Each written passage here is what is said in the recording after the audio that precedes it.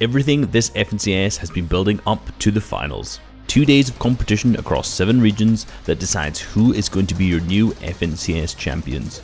Lots of amazing feats were on display this season, from semis to the reboot round, but there's one story that was set in motion months ago that's been laying in wait for this weekend: the return of the FNCS champions. Last season, the top 3 teams auto-qualified to come back and play this season's finals, and they're going to be head-to-head with the legends that built up their name, fixed all mistakes, and worked hard to earn a spot at Glory in Season 6.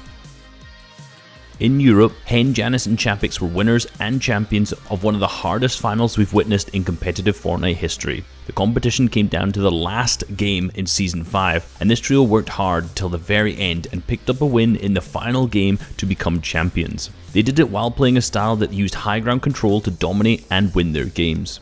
Their counterpart in the finals, one of the strongest teams coming out of the semis, is none other than Forziar, Nate and Tayson. They attempted to mimic that high ground dominant playstyle during the qualifiers, but repeatedly missed the mark. Coming into their heats and semis, they stuck with a low ground, stretch out survival focused style of game. This made sure they were hyper aware of what's around them, punishing more mistakes at every new angle, which resulted in an insane 22 elimination victory royale, as well as a first place spot coming out of their heat. These legends will be tearing up on low ground while the champions rain fire at height. Everyone in between is going to be in a lot of trouble, and with both teams playing at their peaks, it will be an intense showdown to see who comes out on top. Looking at NA East, it's the region that has had the most insane pop-off clutches and historically dominant performances that stand out and build precedent for the rest of the world. Last season it was Acorn, Jack, and Slacks who were showing us what power of great teamwork and low ground gameplay looks like. Tearing through their heat, they won 3 out of the 6 games played that day, literally owning half of the competition straight up.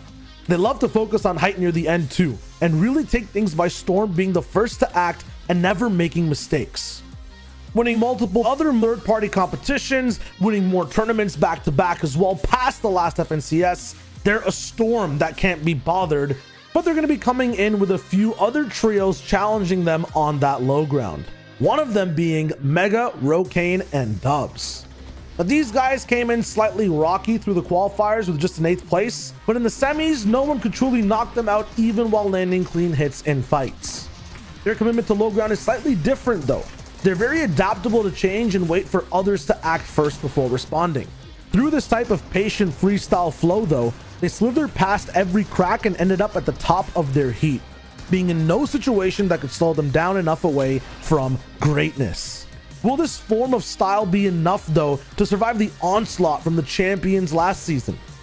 Can they be adaptable enough to snake away from the way that Jack's trio capitalizes on mistakes and fear? That's their story for the finals. NA West has been under control by the same tyrants season after season: Arkram, Epic Whale, and Rex. They have owned the West scene, winning every trio's FNCS to date, back-to-back, and either winning or performing inside a minimum of top 3 in all other modes. This is the God Squad. They can win from any lair, but are usually seen on height looking like puppet masters over all the other trios down below.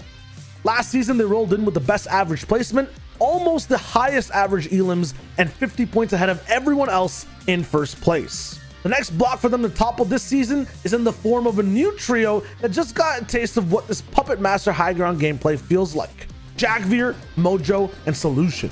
They came out of heat swinging hard and fast, having a rocky first 3 games, but once we saw this trio on high ground, they looked just like the champions we were waiting on seeing play in these finals. They're absolutely lethal in fights, coming out of multiple games with double-digit elims no matter the placement, and their style of play on height is so similar to Arkram, Epic, and Rex in the endgame. And with this newfound taste of thriving at height, will there be enough of a threat to the God trio coming in from last season? Or will this legendary status only last and make it as far as the finals of this FNCS? That's all the time we have to look at just one story between 2 teams coming into their region's finals. Each region has 2 more auto-qual teams coming in with their own stories, and the early qualifier teams from this season also look in top-notch shape, waiting for their chance to strike again off the drop. In this battle of seasoned champions versus upcoming legends, a single shot can change the legacy of a team moving forward.